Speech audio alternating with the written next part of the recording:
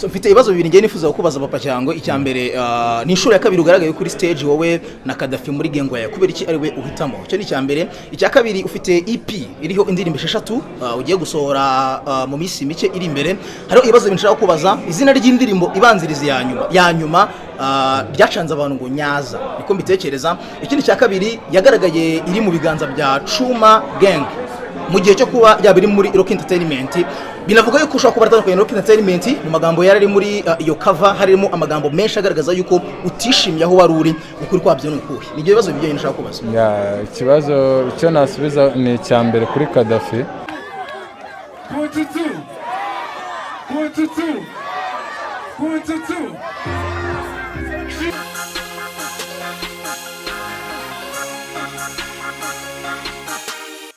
ndabasuhuje yemwe mbahaye nikaze mwe mukurikira gahunda zacu umunsi ku wundi turi ku Karubanda aho tugenda tugana ku makuru atandukanye avugirwa mu myidagaduro iwacu imbere mu gihugu cy'u Rwanda ndetse tunasesengura yemwe kubicaracara ku mbuga nkoranyambaga ndetse n'ibyandika mu bitangazamakuru byandika imyidagaduro hano iwacu mu gihugu cy'u Rwanda nari maze iminsi ntajya kuri tele ariko byabaye nko uyu munsi njya kuri tele bitewe nuko nagomba gukurikirana inkuru natangaje bwa mbere yuko bishoboka yuko papa cyangwa yaba yavuye muri Rock Entertainment biturutse ku bimenyetso nagiye mbona bigiye bitandukanye by'ukuba uyu papa cyangwa kuva yava ku rubyiniro ubwo witwa Bruce Melody yakoraga igitaramo cyo kwizihiza iminsi cyangwa se imyaka igera ku 10 ari mu muziki nyuma yaho nago uyu papa cyangwa ugeze agaragara muri Gang yuyu Rock Entertainment ya Rock kirabiranya cyangwa se muri Rock Entertainment ndetse aza no gusohora EP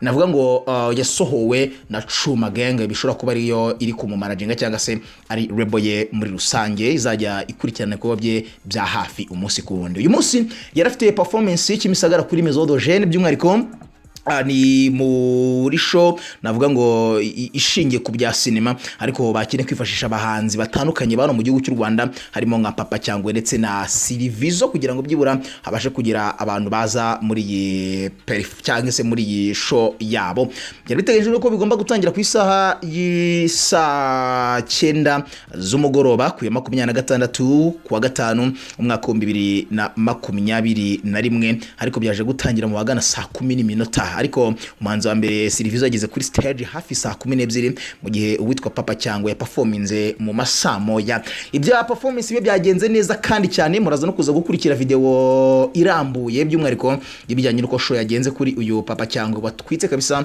wagaragarijwe urukundo n'abamukurikira reka twigire cyane mu biganiro byabereye inyuma ya show muri rusange uyu mutipe Papa cyangwa akiva kuri stage namukurikiye kugira ngo agire byinshi ambwira uko wenda yakiriye cyangwa se uko yakiriye guperforminga bwa kabiri kuri stage nyuma yaho amenyekanye ndetse nuko bari kumwe na Kadafi inshuro ya kabiri bari guperforminga kuri stage ntago byankundiye ku masegonda make cyane muraza kuza kumva uko byagenze muri video irambuye ngiye ushyiraho mu kanya tugeze imbere muri saro bari bateguye ko tugomba kuganira n'abahanzi bagiye batandukanye ntago byakunze ko tuganira nabo dore ko umwe mu bo bari kumwe ari we Kadafi Pro yabajije bari bakuriye ibyo iyo show twarimo icyo interview tugiye gukora kivuze ati ni interview nyine igaragaza bitwakoraga n'ibindi bitandukanye birangira babaye banze gutanga ibiganiro so nge nk'amatsiko kubyo nari mfite byari kumubaza nimba ari muri Chuma Gang cyangwa se ari muri Rock Entertainment uyu mutipe yanze yaruciye rumira yanga kugira icyo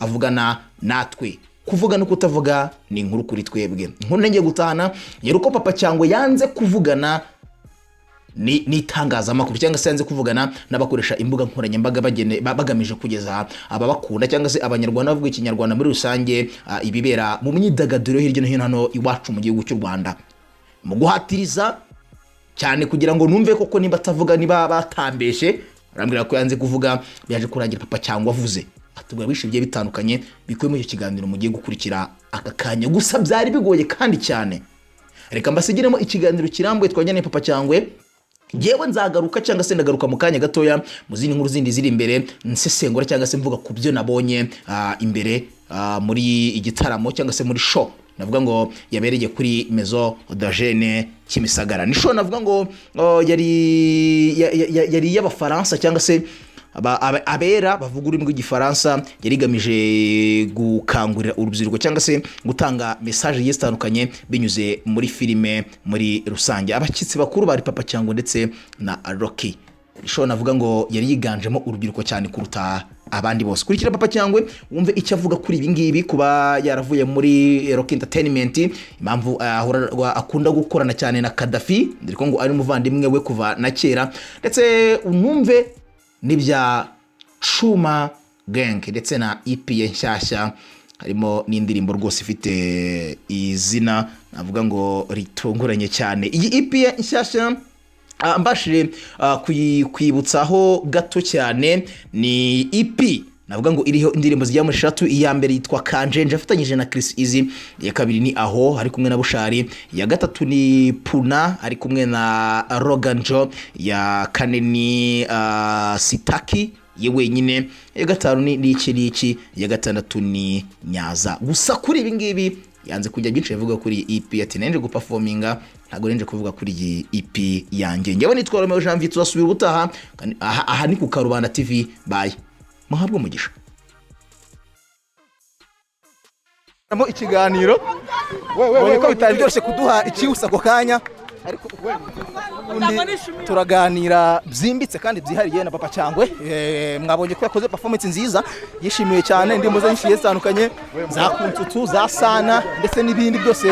Ni indirimbo na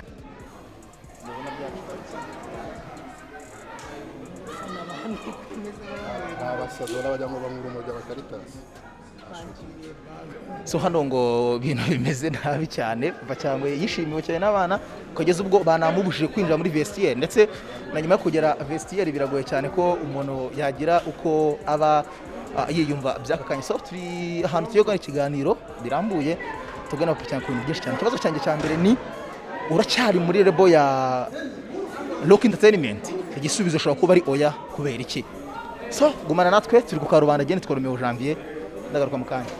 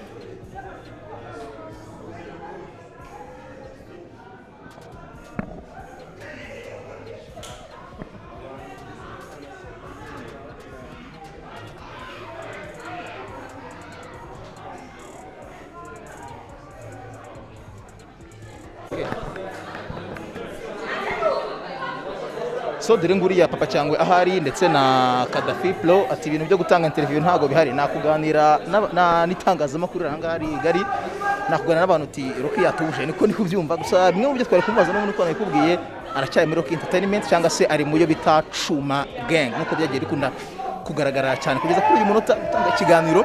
Biragoranye cyane, injoga nta na kimwe kirimo kiramufata ko ari kwigendera gake gake rwose, ati Chuma ati